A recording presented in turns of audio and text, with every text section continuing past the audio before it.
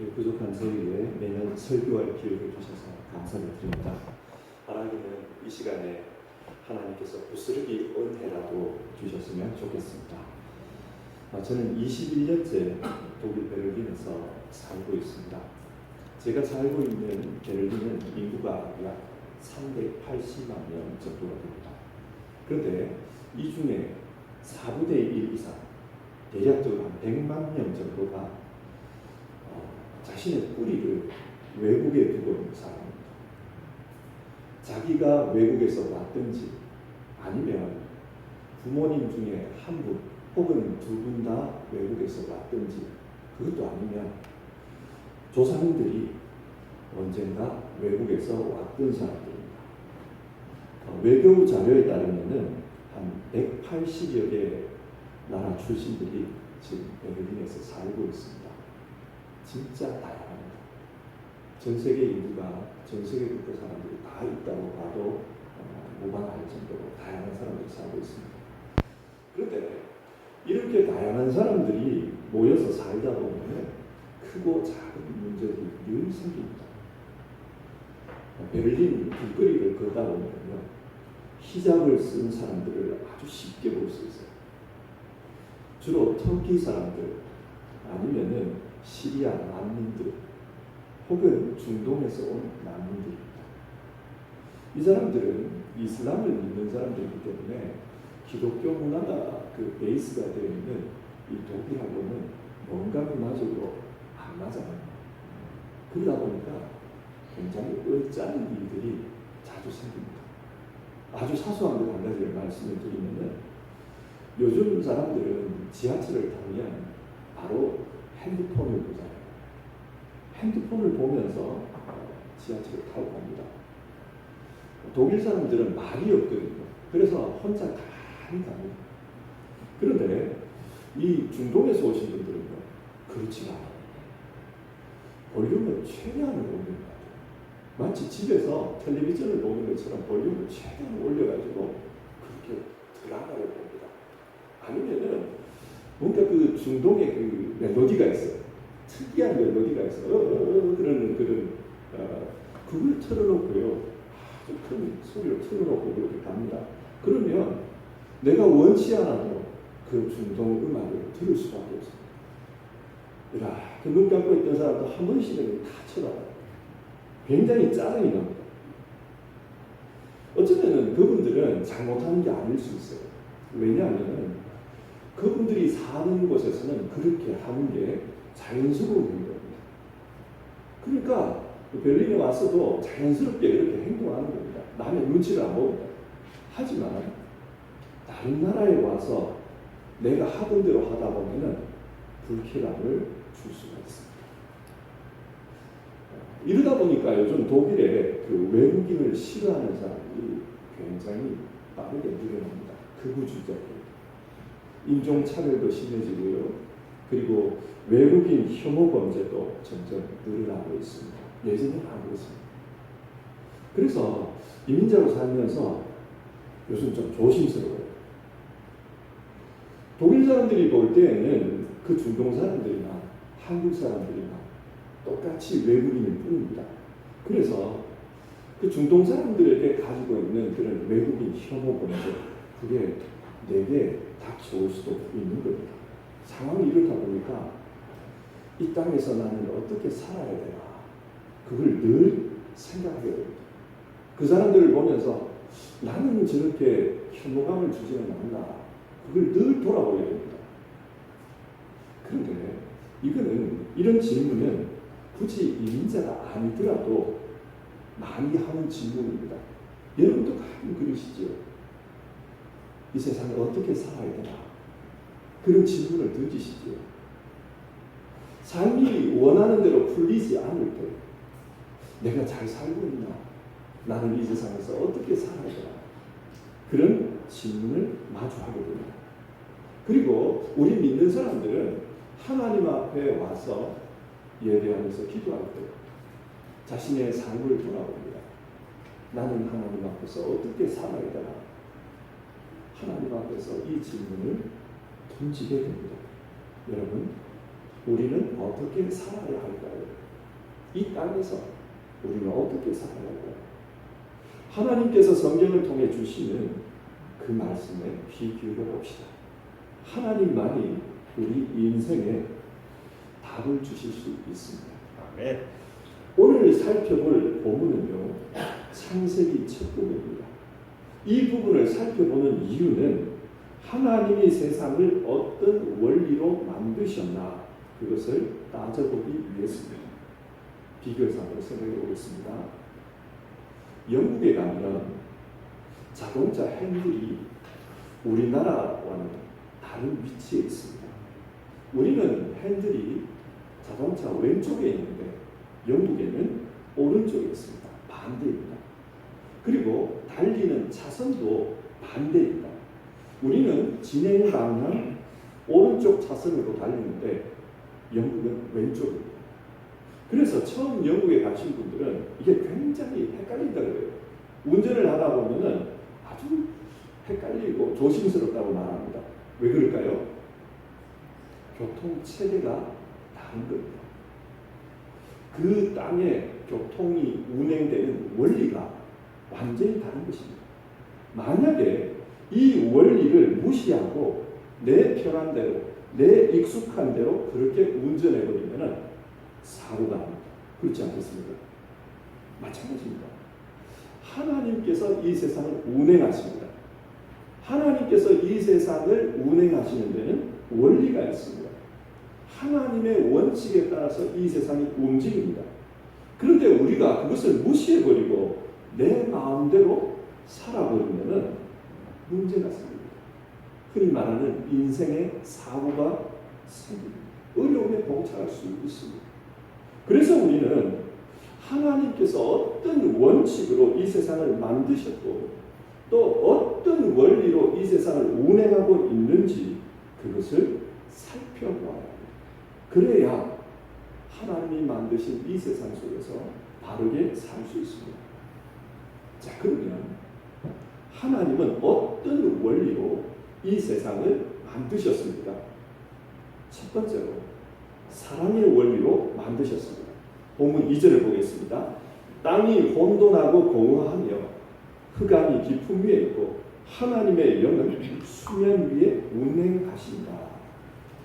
하나님이 천지를 창조하실 때 처음에는 아무것도 없었을 것입니다.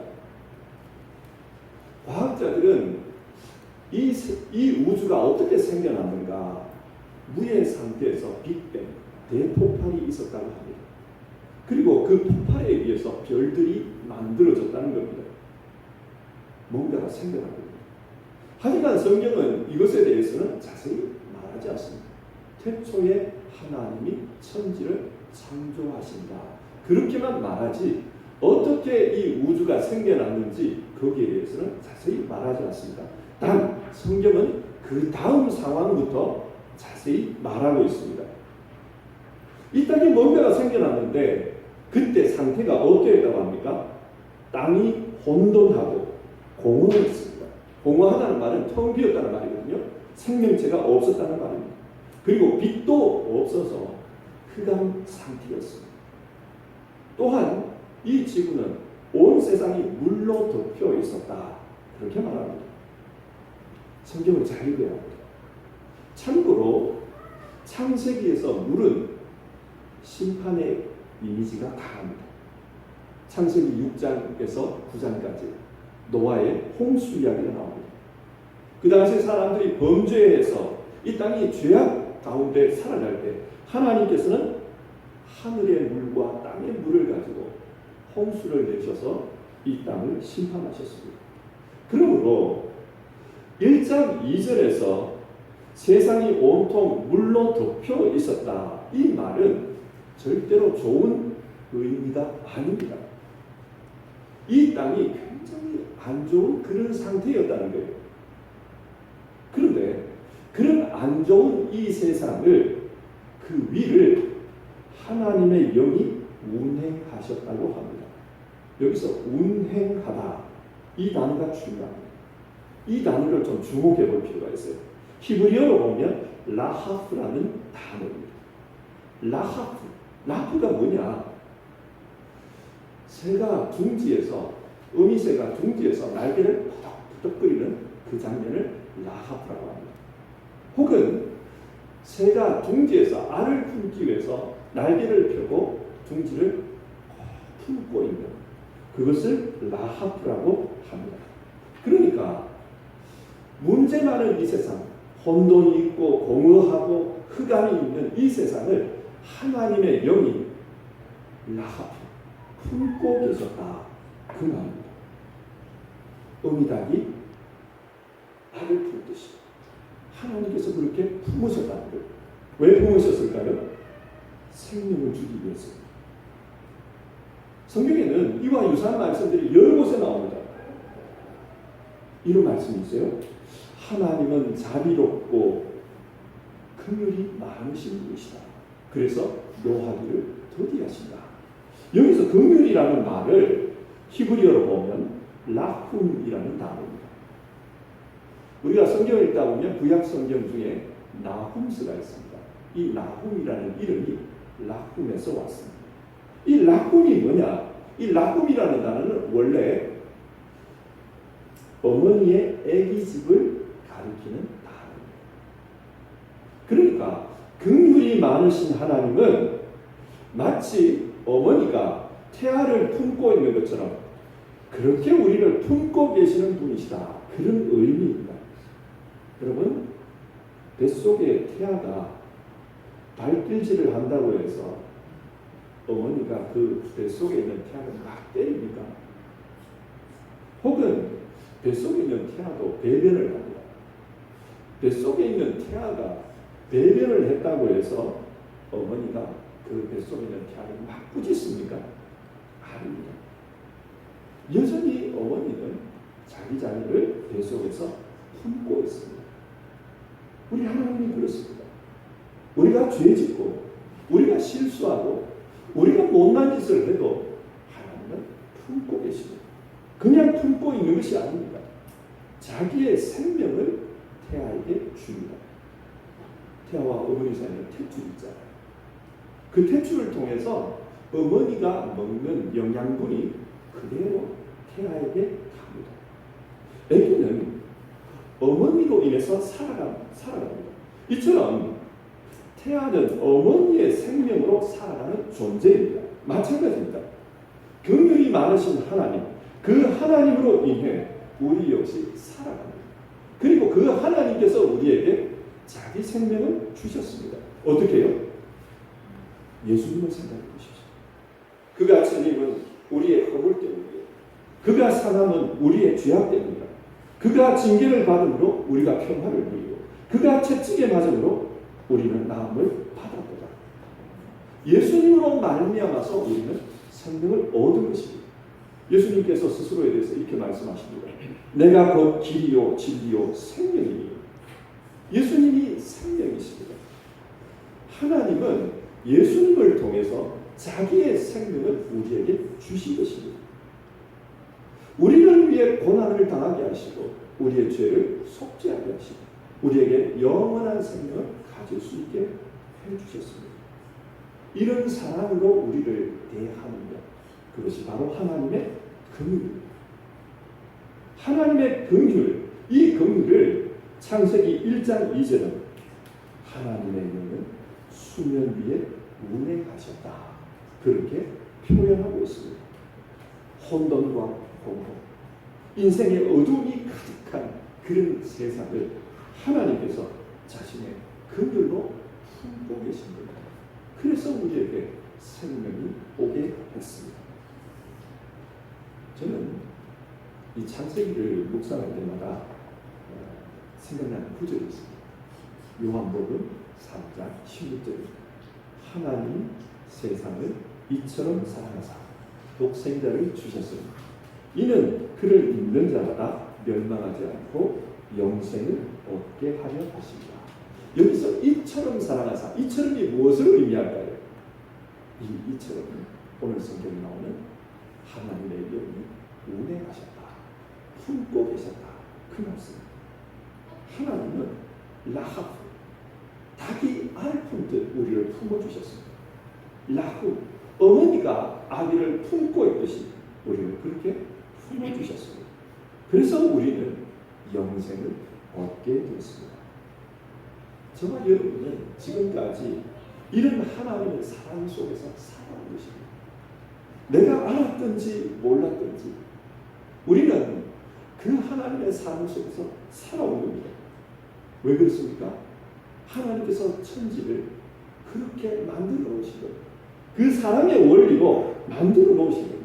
자, 그렇다면 여러분, 우리는 이 세상에서 어떻게 살아야 할까요?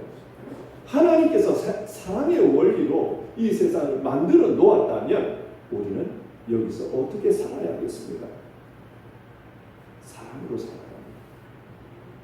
사랑으로 살아갈 때 그때 우리의 인생에 인생 사고가 생기지 않는 겁니다. 성경은 왜 계속해서 우리에게 하나님을 사랑하라, 이웃을 사랑하라, 왜 자꾸 사랑 이야기를 할까요? 하나님께서 세상을 그렇게 만들어 놓으셨기 때문에. 그래서 그렇게 살아갈 때, 사랑으로 살아갈 때 그때 우리 인생이 바르게 살 수 있고 행복하게 살 수 있는 것입니다. 근데 문제는 사랑으로 산다는 게 쉽지가 않아요. 죄 가운데 타락한 인간은 이런 하나님의 원리가 아니라 자기만의 원리를 만들었습니다. 그리고 자기 원리, 자기 철학으로 이 세상을 살려고 합니다. 그러다 보니 하나님의 원리로 사는 것이 쉽지가 않아요. 고린도전서 13장을 한번 생각해 보십시오. 사랑은 오래 참고, 사랑은 온유하며, 사랑은 시기하지 아니하며, 자랑하지 아니하며, 교만하지 아니한다. 그런데 타락한 인간은 시기합니다. 자랑합니다. 교만합니다. 자기 이기심을 쫓아서 그렇게 살아갑니다. 그런데 세상은요, 이렇게 이기적으로 사는 사람을 보고서 나쁘다고 말하지 않아요. 괜찮다. 그럴 수 있지. 다 그렇게 사는데 그게 뭔 문제야? 참지 않는다? 그럴 수 있지. 세상은 그렇게 말합니다. 왜 그럴까요? 요한일서 5장 19절에 따르면 이 세상은 마귀에게 속했기 때문입니다. 그렇게 말합니다. 이 세상 자체가 그런 인간의 이기심, 인간의 본성에 힘들어져 버립니다. 성도 여러분, 어떻게 살아야 할까요? 하나님은 우리에게 사랑으로 살아야 한다. 그렇게 말씀합니다. 교회는 이 사랑을 연습하는 것입니다.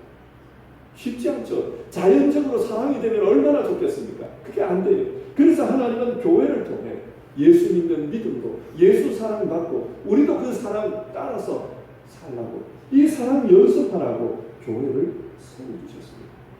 교회 생활 하시면서 잘 안 되지만 그래도 이걸 연습하려고 해야 됩니다. 쉽지 않지만 그래도 하나님 사랑으로 사는 훈련을 해야 합니다. 하나님 사랑, 이웃 사랑, 이 사랑을 연습하는 우리 모두가 되기를 바랍니다. 네. 두 번째로, 하나님은 세상을 말씀으로 만드셨습니다. 본문 3절을 보겠습니다. 하나님이 이르시되 빛이 있으라 하시니 빛이 있었고. 이것은 6일 동안 계속 반복되는 패턴입니다. 하나님이 이르시되, 하나님께서 말씀하시니까 그대로 되어집니다. 그런데 우리가 주의해야 될 것은 여기서 말씀, 하나님이 이르시되, 이 말은 우리가 말하는 이 말이 아닙니다. 요한복음 1장을 한번 보겠습니다. 태초에 말씀이 계신다. 이 말씀은 곧 하나님이신다. 만물이 그로 말미암아 지은 바 되었으니 지은 것이 하나도 그가 없이는 된 것이 없느니라. 이 말씀은 헬라어로 보면 로고스라고 기록되어 있습니다. 로고스가 뭐냐? 로고스는 하나님의 이성, 하나님의 지혜, 하나님의 뜻, 하나님의 원리, 이런 단어로 다르게 번역할 수 있습니다. 그러니까 하나님은 자신의 뜻, 자신의 원리로 이 세상을 만드셨습니다.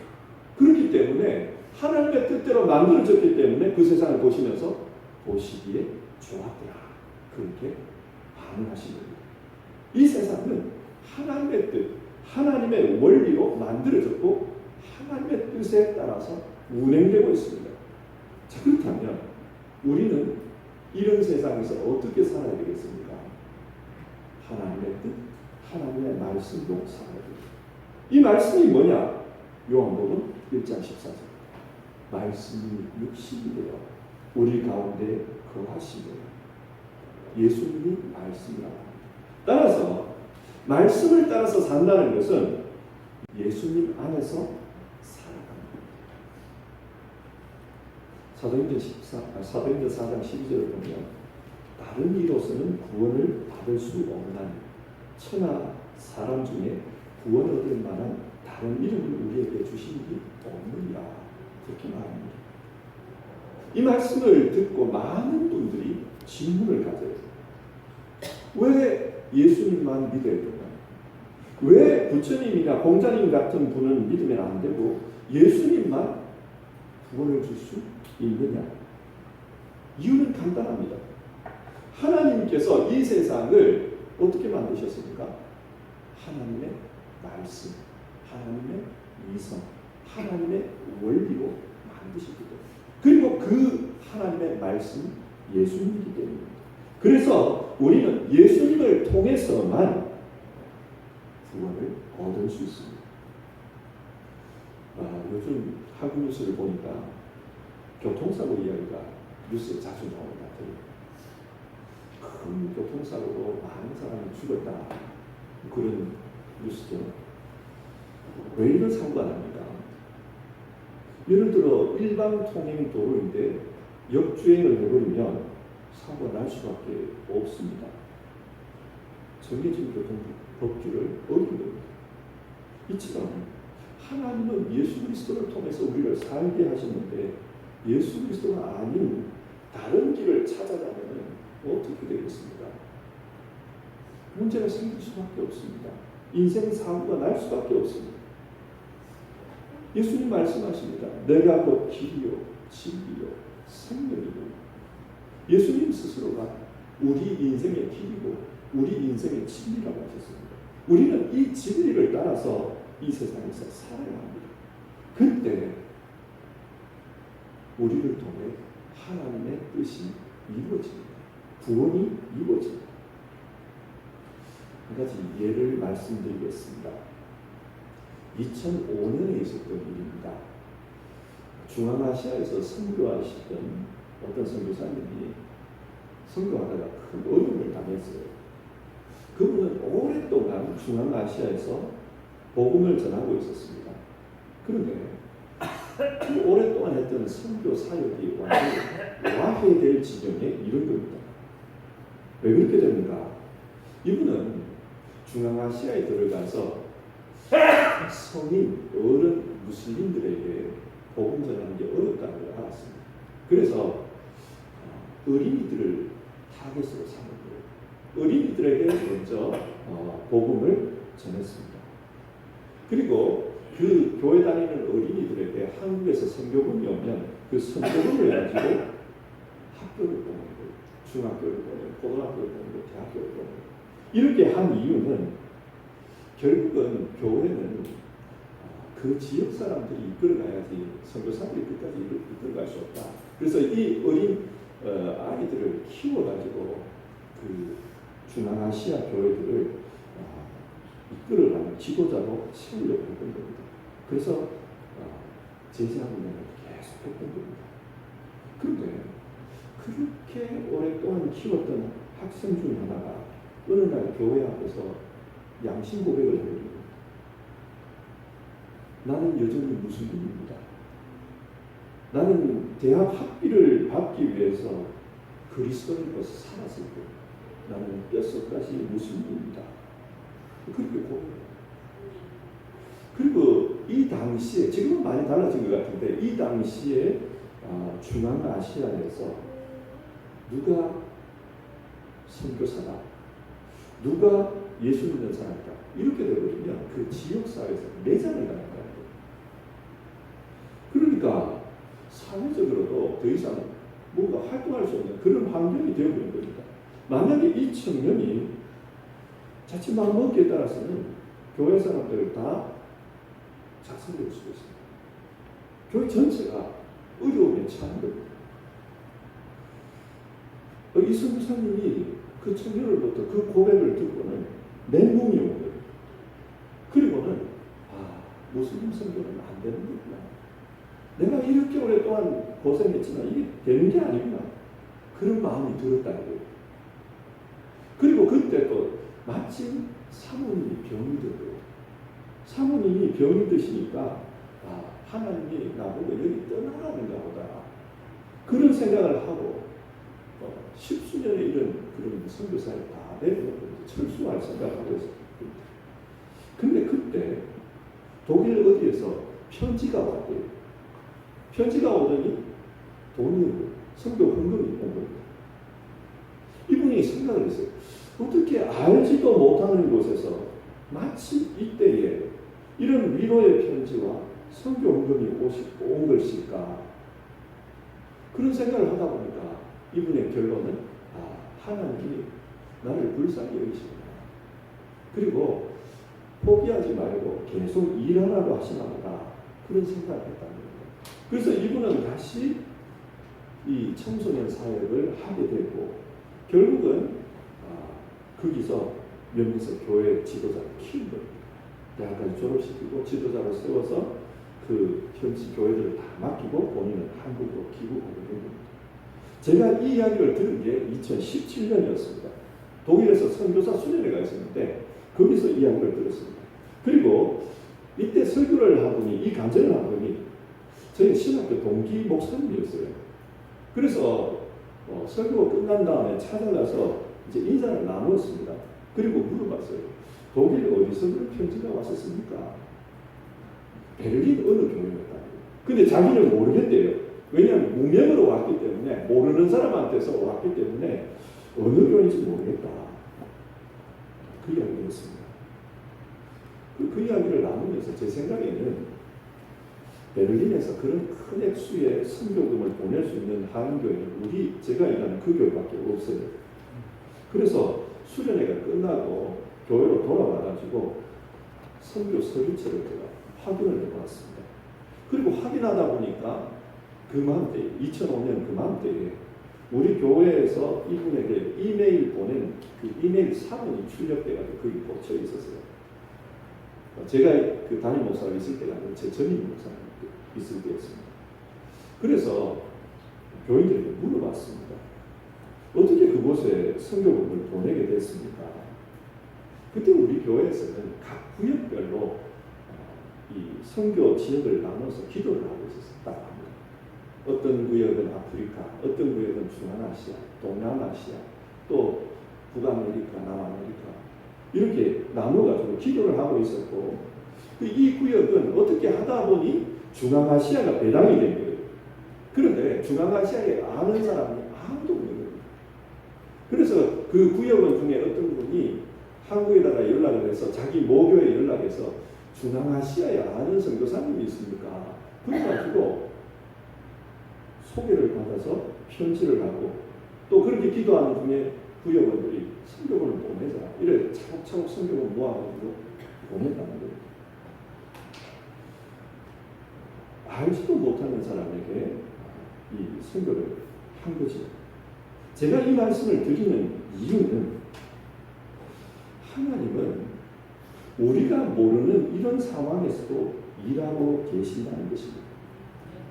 우리는 중앙아시아에서 어떤 선교사님이 어떤 상황 속에서 일하는지 전혀 몰랐습니다. 그저 선교지를 돕겠다는 그것 하나로 편지 쓰기 하고 선교금을 보낸 겁니다. 이게 뭘 의미합니까?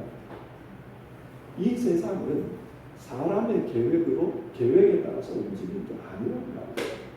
이 세상은 하나님께서 하나님 자신의 뜻에 따라서 자신의 계획과 자신의 방법으로 움직이고 있다는 것입니다.